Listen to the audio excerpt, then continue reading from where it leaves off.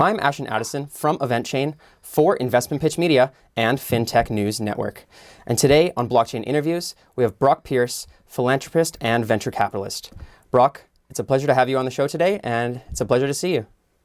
No, thank you for having me. Glad to be here. You're very welcome. I know you're currently engaged in a number of projects, one of those being Puerto Rico-focused qualified opportunity zones. How did this particular endeavor materialize? And let's start with, Puerto Rico. Why Puerto Rico?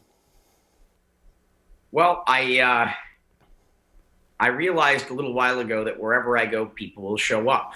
And so I can live in New York, I can live in San Francisco, I can live in London, love all of those cities, but I'm not making the world a better place by being there. And so I wanted to run an experiment and see if I go somewhere that could use a little bit of help, will interesting people able to make the world a better place show up. And we're still in the very beginning stages of this experiment. But so far, I'd say as a venture capitalist, it's working. 1,000, extraordinary people have moved to Puerto Rico since the beginning of this experiment.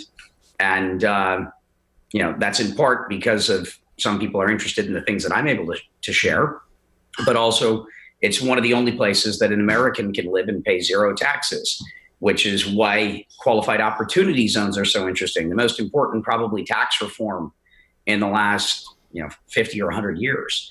And that is that if you take any capital gain that you have and you invest it into a part of America that needs capital investment to make that area, to stimulate that sort of economic development, you get to defer your capital gains for 7 years and then eventually 10 years, and you essentially pay 15% tax and your cost basis adjusts. Essentially, you pay no tax. And so this is places like Inglewood in Los Angeles or Oakland in San Francisco, parts of Brooklyn in New York, and there are these what are qualified opportunity zones all over the country. What's interesting about Puerto Rico is that 96% of the island is a qualified opportunity zone. And so if you've made any money this year, you should be investing that capital into parts of America that need economic stimulus, Puerto Rico being one of those places. And so I'm championing Puerto Rico as a place for investment, which, as far as I can tell, is the only luxury destination that is a qualified opportunity zone. That's wonderful, Brock. And what have you learned since you first arrived in Puerto Rico, and when did you first start this initiative? Well, I've been working on Puerto Rico since 2014. I started the first crypto bank in Puerto Rico because of its unique laws. And then, so I've been down there helping since right after the Hurricane Maria. And the qualified opportunity zone laws are just taking effect now. So this is entirely new. But now, Puerto Rico is the one place an American can live and pay no taxes. Now, because of qualified opportunity zones, Americans anywhere in the world can pay no taxes on their capital gains as long as they invest those gains into places where economic stimulus is needed. So Puerto Rico had a unique advantage, and that advantage is now dissipating. Now every city has to fend for itself, and capital is not going to be equally divided across the nation. Capital is going to end up in the locations where there are, call it ambassadors, promoting investment in that region. And I'm, one of those unofficial ambassadors promoting investing in Puerto Rico. If you've made money, come visit and invest in Puerto Rico. That's great. And there's a lot of people that don't really know what's going on right now. So maybe you could give a little bit of the current state of Puerto Rico and then what you're ultimately trying to achieve through this initiative. Yeah, well, Puerto Rico is ground zero of the New World. Most people don't know, but this is where Christopher Columbus set up shop in 1493. And so it's literally the birthplace where all of Europe's influence on all of North and South America, or the New World, that existed long before you arrived, began. And so it's a place that's undergone about 500 years of hardship. Most recently, due to Hurricane Maria, you had 3.5 million people living in Puerto Rico. Following the hurricane, it became 3 million. And the 500,000 people, are nearly 20% of the population that left, were not just any of the 20% of the population. It was the people with the means to leave, the intellectual capital, the financial capital, the human capital, et cetera. And so what Puerto Rico needs more than anything else is, most importantly, talented Puerto Ricans that care about coming home because opportunities exist there now, as well as a handful of migrants such as ourselves that are there in service and trying to lend a hand in helping Puerto Rico rebuild itself. That's amazing. Now let's bring the other element into this conversation, more specifically about the qualified opportunity zones. What is your passion behind these projects, and what are you really trying to achieve in the short term here? Well, you can do just about anything, but the thing that keeps me up at night is food resiliency and food security. Most of the food on the island is imported, even though there's very fertile soil. Puerto Rico only has about 2 to 3 weeks of food, meaning if a Category 5 hurricane were to hit Miami, Puerto Rico runs out of food because it could disrupt supply chains.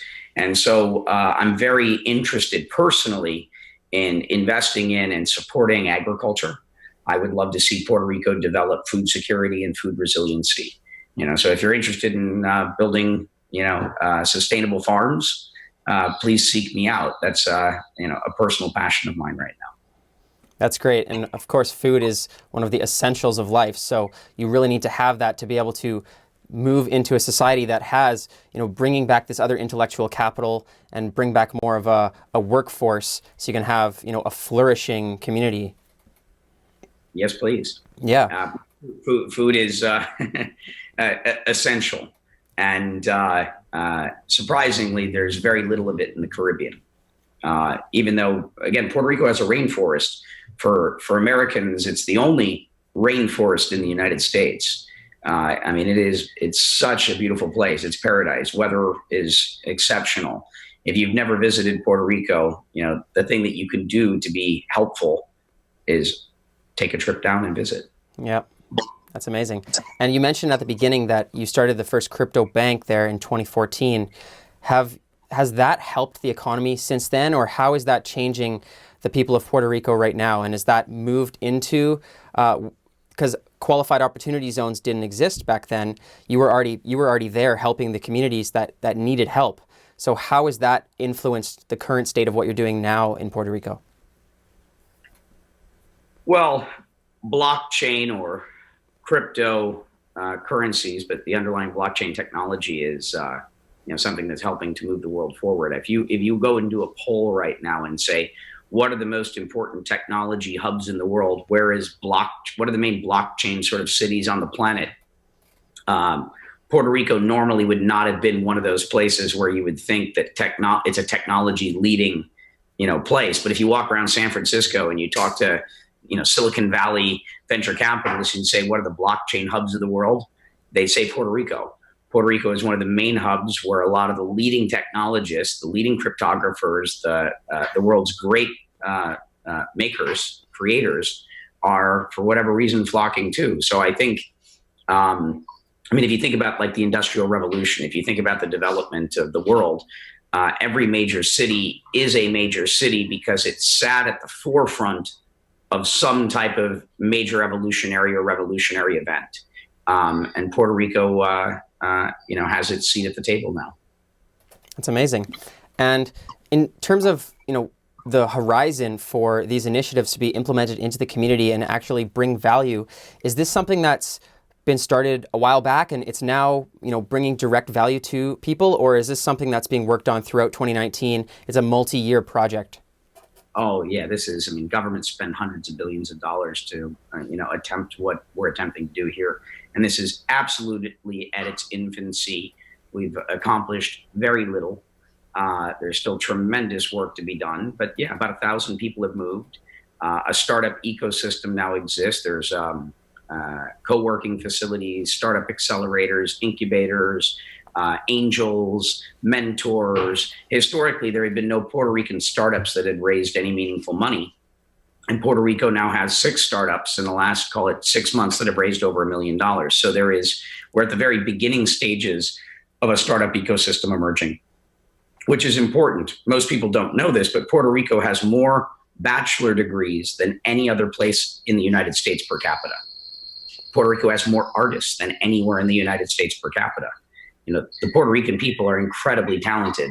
They've just lacked opportunity. And, hopefully we're, creating some of that opportunity and inspiring people to realize they can do whatever they want. They have all the talent in the world. It's amazing, Brock. Sounds like a very talented group of people. And I'm sure there's other initiatives going on besides your food initiative or other things you're looking to get into with the help of more people and more capital, bringing them into Puerto Rico. So do you have any examples of other types of projects or opportunities that you may be interested in getting involved in Puerto Rico, or things that are really needed there that maybe other investors are interested in that would be a good fit for Puerto Rico to start right now in the qualified opportunity zone? Yeah, so you have 96% of the island is a qualified opportunity zone. You've got the best surfing, on the East Coast.